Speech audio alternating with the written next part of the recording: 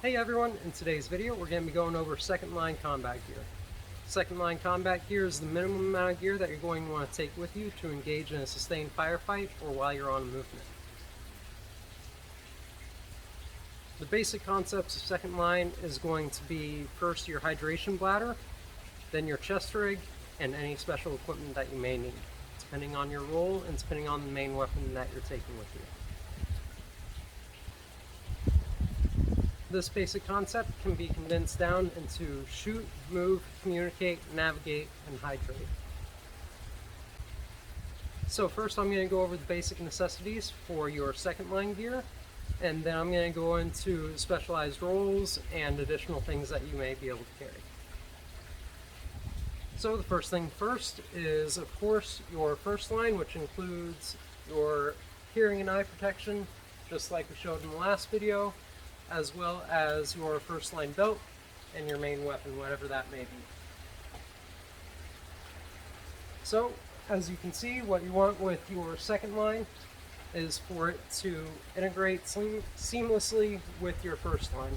So that means that I still have access to everything, my sides are still slick, I can still access all my weapons, my magazines, my flashlight, everything else is still within reach and isn't being obstructed by anything else that I added on when I put on my second line. So I'm going to take off my belt here and we're going to go over my hydration pack first. So you always want to make sure whenever you're carrying a pack, you want to cinch it down as much as you can so it's sitting nice and proper. That's going to prevent back injuries in the future.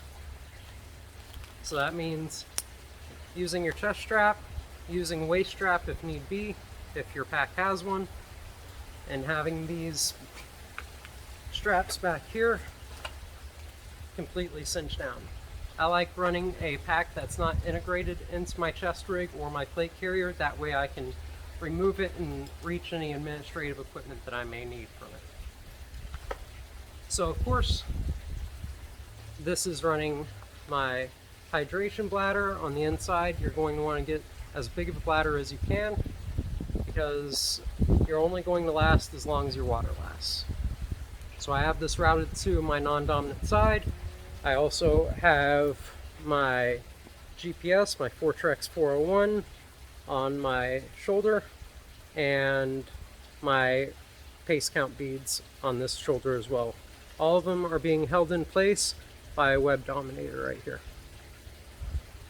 Of course, I keep my strong side shoulder slick, that way I can easily get a gun up onto my shoulder.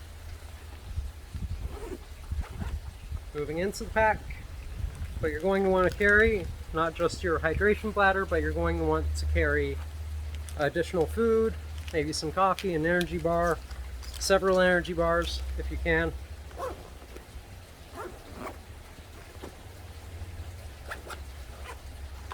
Moving down here, what I like to carry is a rangefinder. This is going to help me with land navigation, and it's also going to help me with figuring out firing solutions, especially if I'm running a long range rifle. Next thing is a notebook. I like these Right in the Rain ones. You don't have to worry about the paper getting all soggy when your pack gets soggy. Even if it's not raining, hydration packs tend to get covered in water because you're constantly filling them up all the time. What I also have here is my road maps and my local maps, as well as topo maps that I've had custom made inside of a cheap dry bag.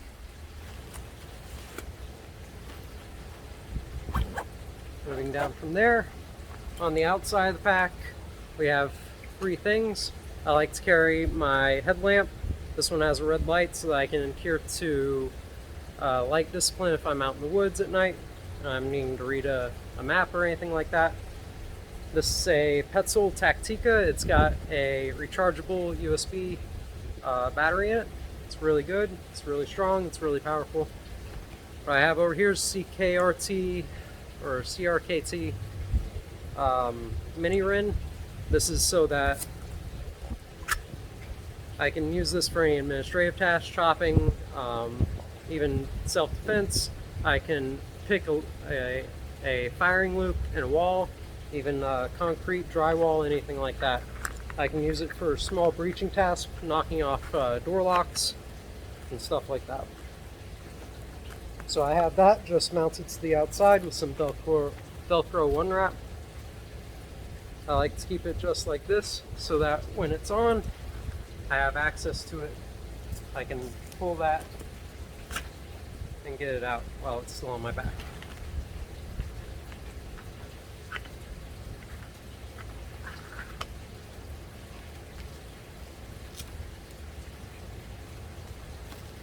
Moving down from there, what I've got is sniper veil. It's appropriate for my area. Make sure that whenever you're using some type of camo, that it is appropriate for your area. If you're in a snowy environment, of course, use snow camo and other lighter things than that. So what I have this here is just mounted through some little straps on the bottom, and I've got some bungee cord with some cord locks on there, and it's just all wrapped up in that. This also makes it so that it sits nicely on the back of my first line belt, and it takes a little bit of the weight off my shoulders when it rests on top of my IFAK right in the back. So as you can see, it just rests right there, and it takes some of the weight off my shoulders.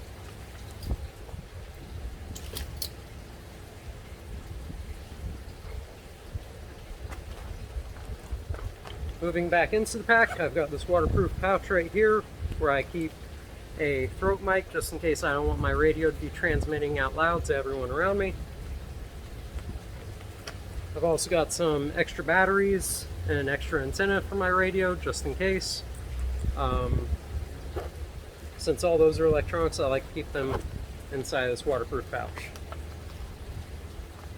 The hydration pack that I am running is a Everly stock Mini-Me. I believe that they're discontinued, but you can still find them. They're one of the best packs I've ever seen in my life. So moving on to the main small pouch on the outside, we've got my compass. I'm running a Sunto MC2. It's got a little mirror in there. It's got a bunch of neat stuff.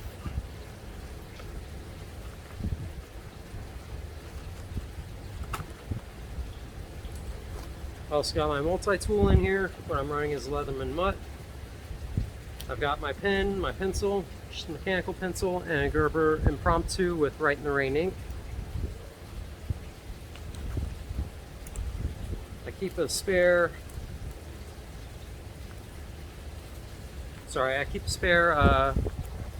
handcuff key in here just in case the main one gets lost.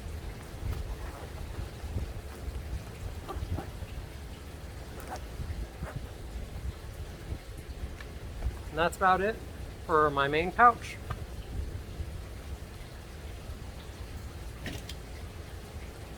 So that covers hydrate and navigate. What you're going to want to worry about next is shooting, which is your 3 extra mags. You should carry at least 3 reloads on your chest, plus the 1 on your first line for any main weapon that you're carrying. So of course, on the chest, you want to index them so that the bullets are pointed to your dominant side, so you can index them and get them up into the gun just like this. Depending on what you're running, if I'm running an AK, I would want to have them just like this because I'm going to be grabbing them with more beer can style grip so I can rock them into the gun.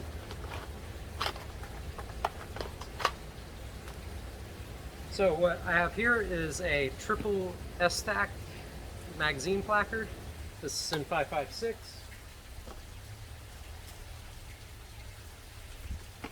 I've also got one in a 7.62 so that I can run my Remington 700 just by unclipping this and clipping the new placard into it where this old one is.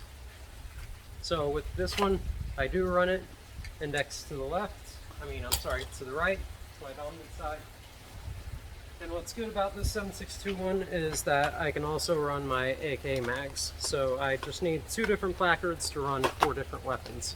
Because as you remember, on my first line, I can use it for rifle cards and shotgun cards. So of course, I've got the 3 in here. I've got 5.56 on my belt, so I just run 1 rifle card on my belt line and the rest with mags. If I'm running a shotgun, same thing applies. You just throw it in there and we're good to go. So try and get a magazine placard that's going to work with as many different types of ammunition as possible. Learn your manual of arms and how to get the magazines up into the gun properly, so you index them properly. This will go like that. This is going to just slap onto the side of the gun. And one quick note on that is you want to set it up so that when it does go onto your gun, whichever direction you're going to be putting it, that these that your shells are pointed in the direction that you're going to be feeding them into the gun, so you don't have to come up and around or do anything like that. It's just one motion, out and in.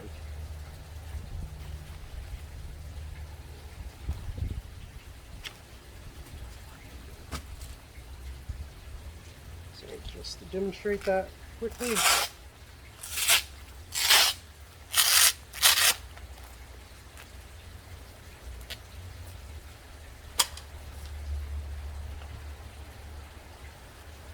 Put that into the Velcro, bring your straps down, and click them in. The good thing about this Velocity Systems magazine placard adapter is that you can take this right off and eventually integrate it into your plate carrier, as long as your plate carrier has swift clip adapters. So there I am right there. Moving on down, I've got my dump pouch. This is so when that you're doing administrative reloads or reloads from cover or concealment, that you can retain your magazines if necessary. So all these are just going to get dumped into here as you're going along through your reloads, and they're all going to be securely on your person. They'll flop around a little bit, but it's not going to bother you. They're not going to fall out. I like running this on my second line instead of my first line like a lot of people do, because I don't feel like when I only have 1 or 2 reloads that magazine retention is as important. But when I move up to having 3 magazines on my chest, I'm going to want to have some place to put them and retain them.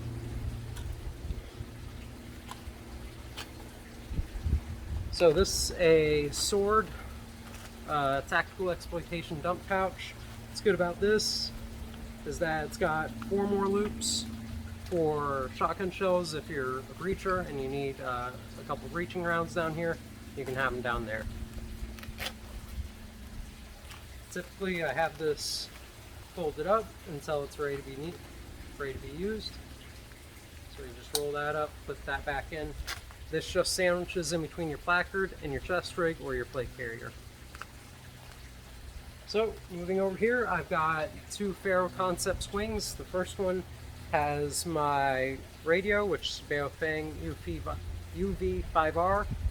I've got an extra bottle of water, because water is one of the most important things to keep the fight going, besides ammo. And when you're fitting your chest rig, you want to have someone else there to really cinch it down and get it nice and tight to where you need it. And then all the excess, including the excess on your hydration pack, you're going to want to roll them up and tape them down so there's not a lot of webbing floating everywhere and getting in the way and hanging up on things.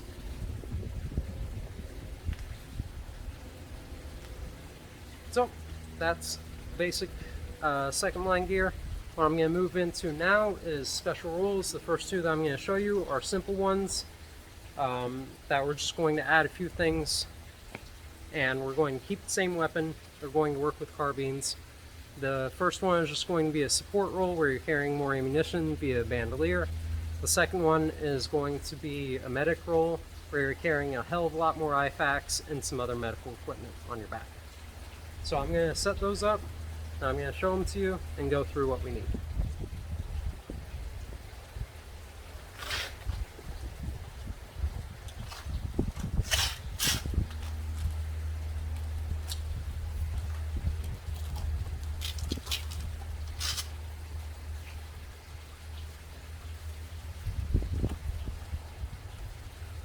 One quick note is that when I'm running this as a chest rig and I'm not running it on my plate carrier, I use this strap right here, which is just the regular compression strap that I run underneath the Velcro so it stays in place on the front, and it keeps my wings tucked into my body so they're not sitting there dangling all over the place.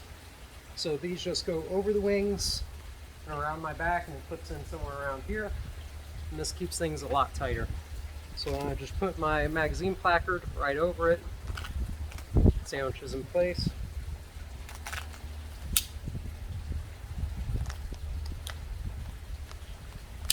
And everything stays nice and tight.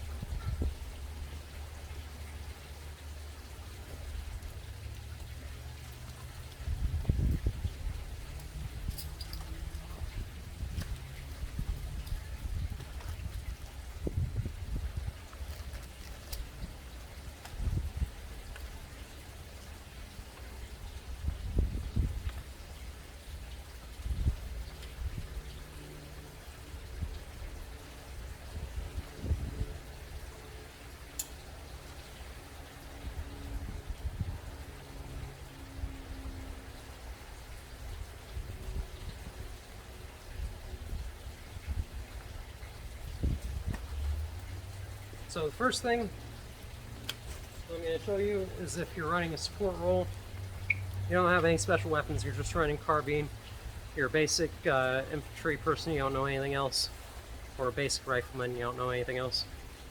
You're going to want to get yourself some placards. So this is a Molly 2 placard with an extra snap installed so that it can fit Magpul magazines. These are great, they're cheap. They're very light and versatile. If you need more magazines, you need to move them between different points, different firing positions, shit like that. Just throw that on there. You got 6 magazines for an AR-15 pattern rifle.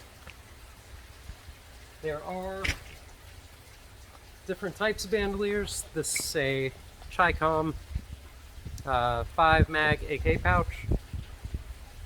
No modifications. Just run as is. Got 5 full mags in there, Magpul mags in there. This is the same thing. Just goes over your shoulder. It sits right there. And start running around with it. Make sure that you cinch it down so that it sits properly on your person. Sometimes it's a little too tight, kind of hard to get off. Next option is carrying loose ammunition. I like these Blackhawk ammo bags rather than ammo cans. So you're going to be able to carry a lot more ammunition. This is somewhere around 500 rounds, 5.56. This is if you don't need ammunition right away, you have time to sit there and reload your mags. Or if you're carrying different types of rounds, like let's say you're carrying loose rounds for a guy running a shotgun, or you're carrying loose rounds for a guy that's running a long-range rifle. So this goes right over the shoulder in the same way. Again, you want to make sure that's cinched down so it's properly fits you and that you can run around without interfering too much with anything else. So that's one of the easiest rolls and simplest things that you could add into your second line. Next thing is going to be basically a combat lifesaver bag, but the way I do it is I like to put them in separate bags. Now each one of mine just has an additional IPAC with some extra equipment in it, and then I carry a litter on top of that. But if you want to, you can also run these 3 bags. You could have one for bleeding and breathing, and then other miscellaneous things, such as IV bags and shit like that.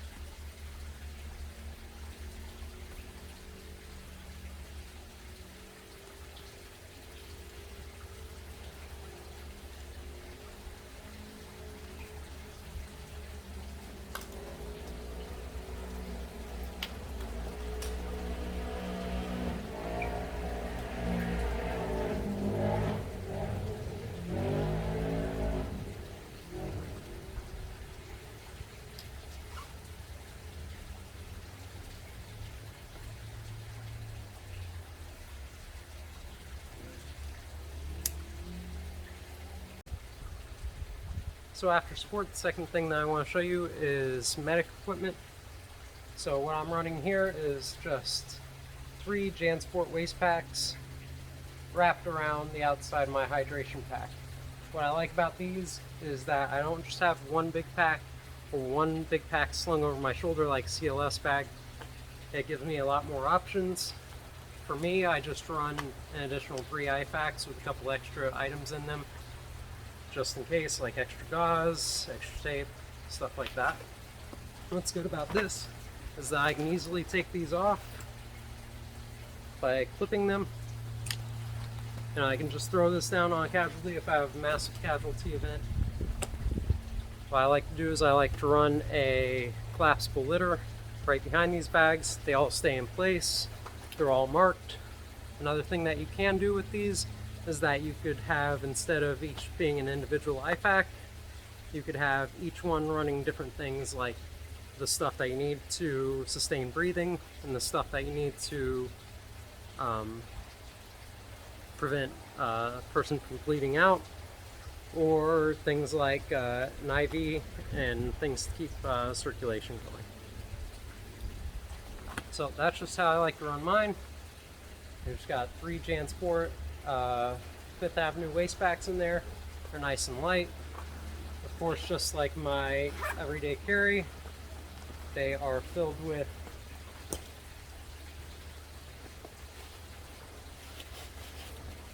Condor first responder medical pouches. So I got this tied in. Everything else is in its place. I got all the basic IFAK components in here. Then on the outside of the pack, I also have my trauma shears, as well as a couple extra pieces of roll or wound packing gauze.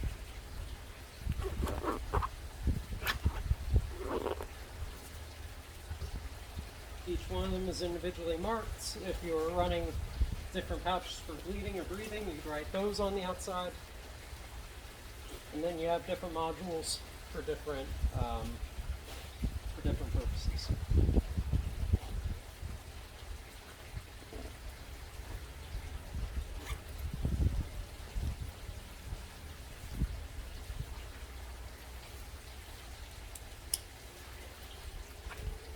So there we have it. Simple medical pouch. Just add on to your hydration pack. So those are the first two. They both run off of carbine because you don't want to be carrying any other special equipment.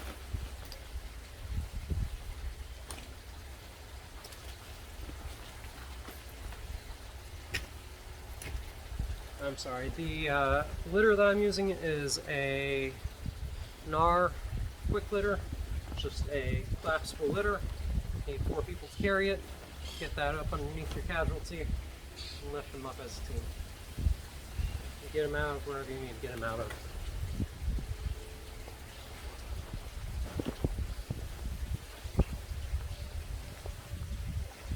Depending on your hydration pack, this could also go inside. Inside of the back of mine, there is a tunnel back there that you can add a rifle pouch to, or a bow pouch. So if I wanted to, I could just tuck that back in there so it's not in the way and it's not going to be a problem with falling out.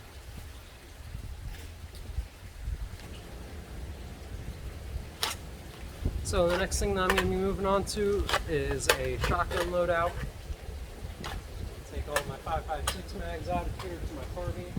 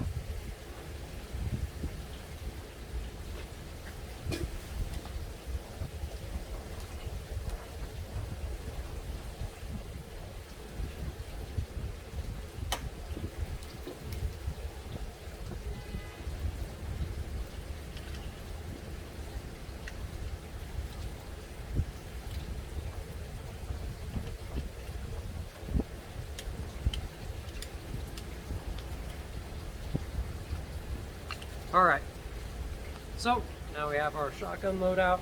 Basically the only role that this is going to be fulfilling is that of a breacher.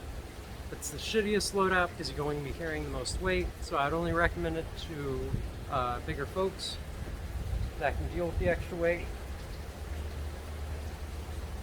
So what I've done is I've just taken some Velcro one wrap.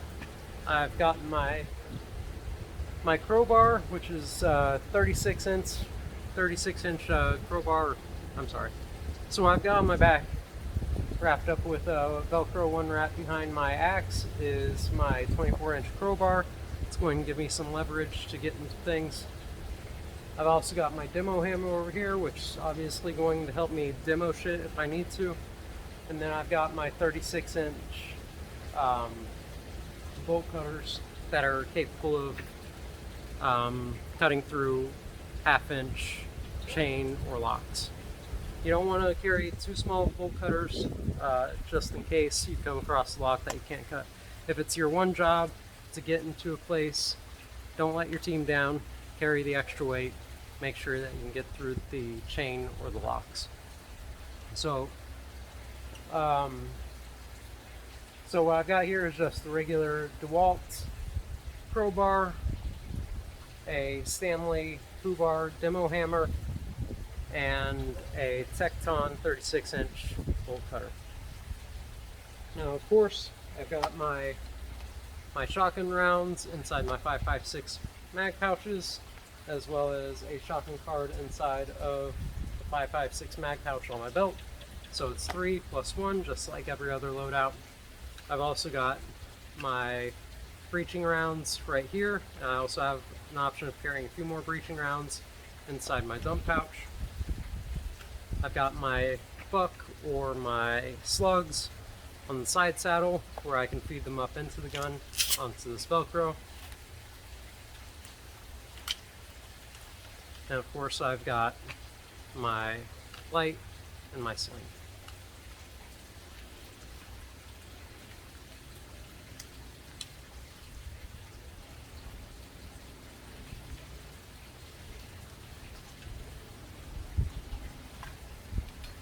Here we are with my 36-inch bolt cutters. What I like to do is I like to add a sling to it. Makes it easier to hand off to people and carry no matter what you're wearing.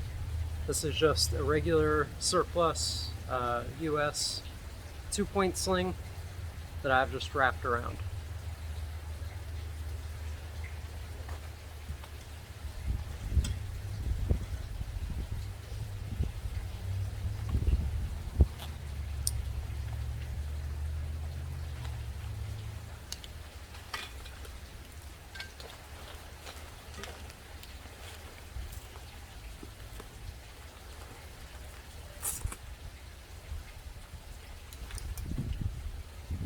Go with the Stanley Foobar demo hammer.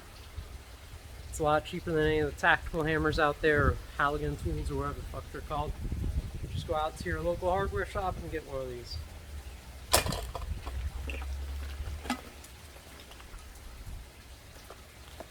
Same with this. This is just attached using Velcro one wrap on the side of my pack and cinched down with my compression strap. Just 24-inch DeWalt crowbar, standard. All these come from your hardware store. Don't go out of your way to buy tactical ones that are going to cost you an arm and a leg. Now, in addition to obviously your hearing and your eye protection that you have on every other one, what you're going to want to run for a breaching roll is some goggles that are, of course, rated just like glasses are, so that when you are breaching, if you're using a breaching round to get through a door lock and you're shooting it, we're going to want to run these because there's going to be an increased chance of ricochets and other things floating around in the air. So these are great, gives you full coverage. I believe these are Revision Hellflies or something, or Locusts. There's a ton of them out there. Revision makes a lot of good ones. Choose what works for you. So that concludes our shotgun loadout or breaching loadout. What we're going to move on to next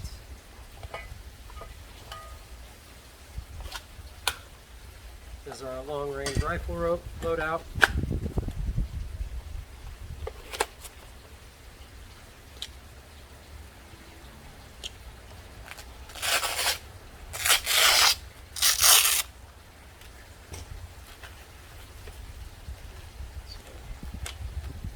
Easy as pie.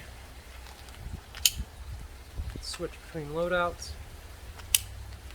You're not taking anything away from the base. You're only adding to for special roles.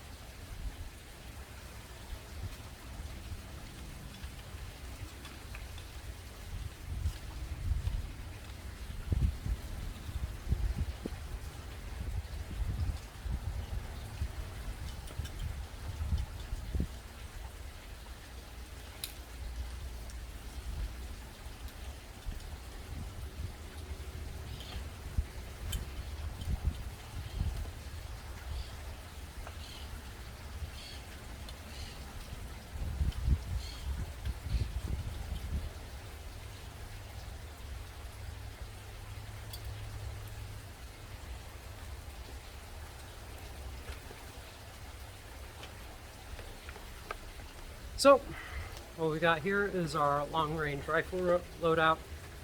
As you can see, it's simple. I just used the Velcro one wrap again with my compression strap to get all my special equipment up onto my hydration pack. As you can see, what I've got is just a ghillie hood. I don't think that you particularly need a full ghillie suit. I think that's going to weigh you down and it's going to increase your likelihood of heat stroke. So what I like to do is cover the pertinent areas, which is going to be my upper arms. This is what's going to be exposed to the enemy when I'm laying down. And covering up my gun with a ghillie rifle wrap. Just a piece of elastic, you get it on there. Now of course, when you're running camo or you're running your ghillie suit, you're going to want to use area appropriate colors, and you're going to want to season it for your area. So as you can see, I've got some leaves in here from around my area. What you're going to want to do is, once you get it all together, you're going to want to basically just get it dirty. Fucking bury it in the ground, throw a bunch of leaves onto it, throw some water on it, just get it as nasty as you can. They're probably going to stink a little bit. That just means that you're doing the right thing.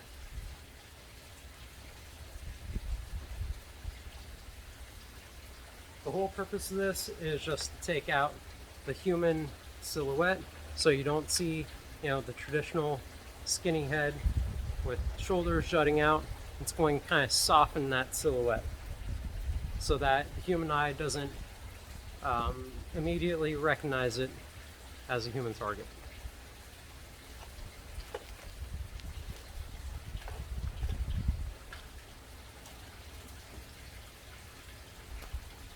So you can either wear this, or you can just wear it down with the hood off, or you can strap it onto your pack if you're not ready to use it yet. Of course, if you're in an urban environment, this isn't going to be necessary. I also have the sniper veil so that you can disguise any other part of your person that you may need to camouflage, including your spotting scope when you have all that set up for your firing position. If you're inside of a building, it can still be beneficial if the colors match that area, just to break up your outline if they can see into your shooting position. But if they can, you're probably doing it wrong anyway. So it's just the ghillie hood. I believe this is from like Rocco Tactical or something. You can find them on eBay, they're real cheap. And then just go ahead and get to work on your own. So as you can see, there's a bunch of leaves in there, other stuff mixed in.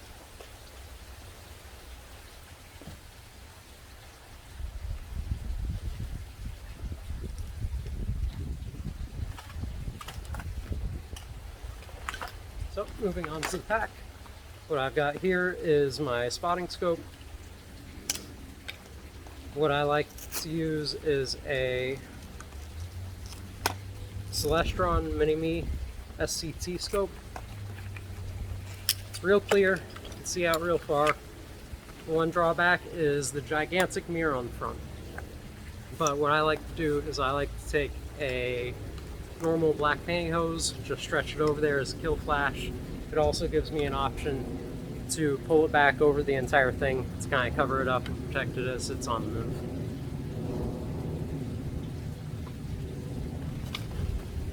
Next thing is my tripod. What I've got here is a PIG 0311 with a Sun Photo ball mount. I'm not sure of the exact model, but I'm sure it's the one that you can get on the PIG 0311 website, as well as this hog saddle from the same company. It's universal, you can use it for any weapon system. It's real fucking solid, and it's really going to increase the stability of your firing position. This can come out so that it's low enough that even if you go prone, or you decide to be standing up, it's going to be at the right height for you. So you can bring this out all the way.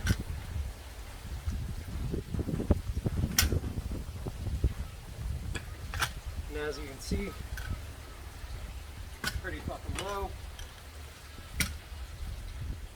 And you can sit down and use this. You can leave your gun in firing position, do what you need to do, come back to it, and it's going to be the same exact place, aimed at the same exact target. So you can see that I can go super low.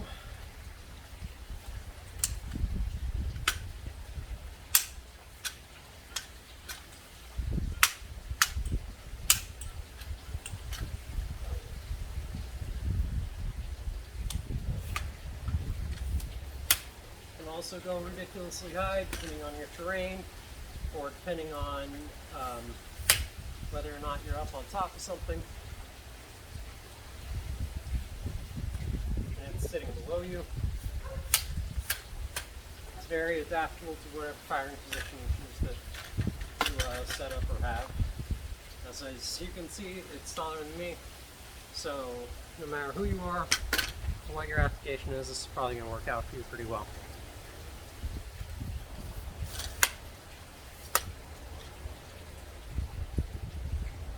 Got a hook in the middle so that if you want to be super solid, you can add some weight.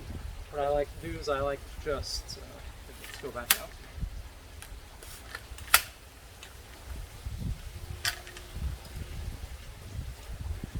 You can just take your hydration pack, hang it right there.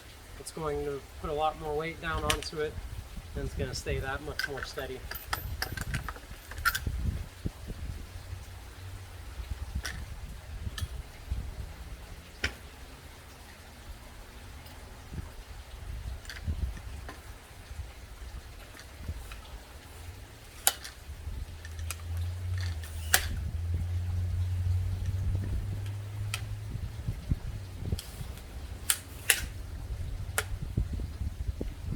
Now, of course, for this roll, you're going to be worried about breaking up the outline of your equipment. So, get them dirty, fucking spray paint them however you want, and mess them up. That's going to be your camouflage.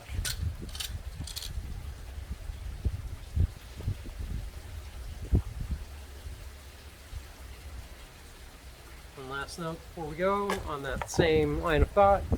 Just as I use the pantyhose kill flash for my spotting scope, I also use it for my scope itself. And of course, with this, I can also take off this this blast diffuser, and I can run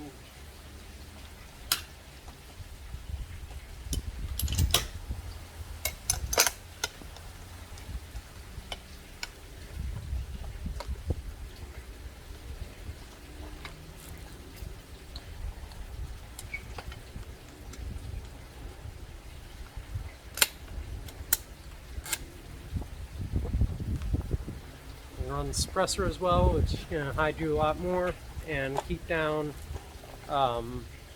any flash that you may give off when you do fire a shot. So you got that on there. Of course, this can be used on both of my carbines, whether that's AK or AR. It can be used on this 700 here. And just as I use my sling for all of my rifles, of course I can put my sling on here just the same way that I do for everything else, with the sling point on my dominant side, or the side that faces out, and the side that faces in, there's another sling point right here in the middle of the handguard.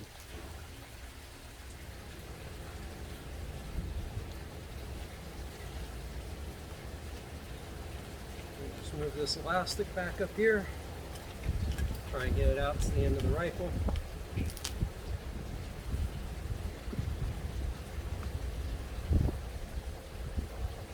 Just make sure that whatever the ghillie wrap does not obstruct your field of vision. So this can go wherever it wants, as long as it's sitting low enough and it's not obstructing your field of view.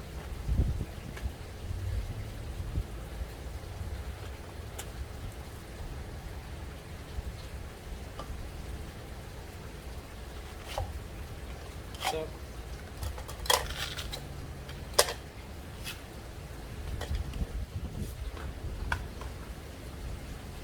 just give the AK some love.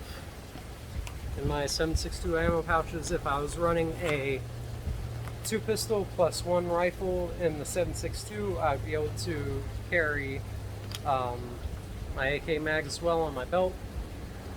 But since I'm running a dedicated 5.56 pouch there, I can't do that. But for this, you're going to want to point them to your non-dominant side.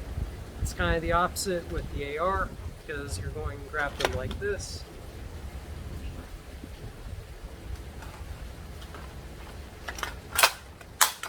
To get them up into your gun.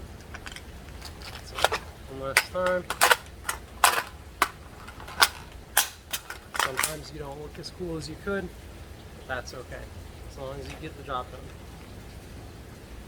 And of course, same with every other carbine, I would put my sling on here, I'd have my light, and I'd have my optic.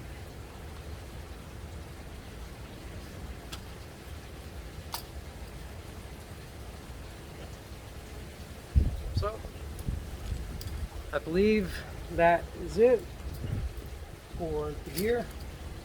What I want to talk about right now is that, depending on your role, you want to get that training in. And there are trainings that everyone needs to have, and those things would be like ham radio course to understand how to use your radio and to use it legally, because everyone on your team should know how to communicate. Everyone on your team should know how to shoot, whether that's your carbine. You should be competent at shooting your carbine at any kind of distance out to 500 yards.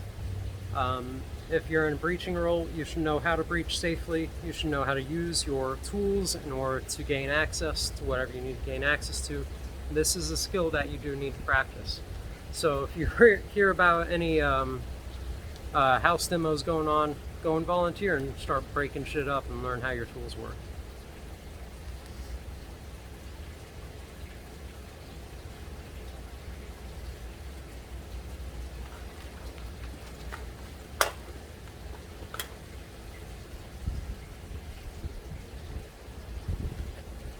If you're a medic and you're carrying extra medical gear, make sure that you have the training to use all the equipment that you're bringing with you. You don't want to fucking just carry all this stuff and not know how to use it. It's not going to really do you any favors or your team, unless there is another dedicated medic in your team that knows how to use it and you're carrying it for them. But that would fall under a support role instead of a medic role. And one last note is that if you are running a long-range rifle, you do need to get out there and practice out to at least 800 yards and get comfortable with getting shots on target out to that range, as well as understanding field craft and how to camouflage yourself and how to set up a firing position. So in addition to everyone knowing how to use your comms and operate your radio, everyone on your team should also know basic land navigation. So one last note on your water. What I like to carry is a Sawyer water filter kit with the squeeze bag and the water filter. These are great, they're really low weight, and it could save you a casualty if someone takes in water from a source that's contaminated. You're not going to have to worry about that as much. Also, in the event of a heat casualty, someone being dehydrated as shit, you can get these oral rehydration salts, add it to their water, and slowly get that into their system. One other treatment for heat casualties that you're always going to have on you if you have hydration pack is what's called the Ranger IV. I'll let you look this up for yourself, but what you're going to do is you're going to just cut the end off of your hydration tube, taking off the mouthpiece, and squeezing the water right up into them. And get them hydrated in a hurry and prevent a casualty. Of course, you're sacrificing your water bladder hose for that, but it's a worthy cause if you can help a teammate from becoming a heat casualty. Now, of course, I also like to carry a watch on me. I just carry one of these cheap Casio calculator watches because they look really fucking cool. And I carry it so that it's facing on the inside so I can read it as I'm operating my rifle. And it's also not a shiny part sticking out to my possible enemies. In addition to my watch and the pouch where I keep my compass, I also like to carry a little whistle, just in case I need to signal people and I can't reach out with my voice far enough to get their attention. One last note. With your second line gear, you're going to want to put it all together, and just like you did with your first line gear and everything else, you're going to want to get out there and be able to move at least 12 miles with it in under 3 hours. If you don't do that, you're not going to know what works for you and what doesn't. Things may start falling off, bumping into each other, and fucking up. So go ahead, put it all together, make sure that you can access everything with all your special equipment on, and it's not obstructing anything else, and that everything stays in place and on your person as you go about your movement. So I believe that's it for this video. If you have any questions, let me know. I hope you learned something, and if you did, be sure to check out the next video where I'm going to be going over third line combat gear or in other words, a rucksack. Thanks for watching.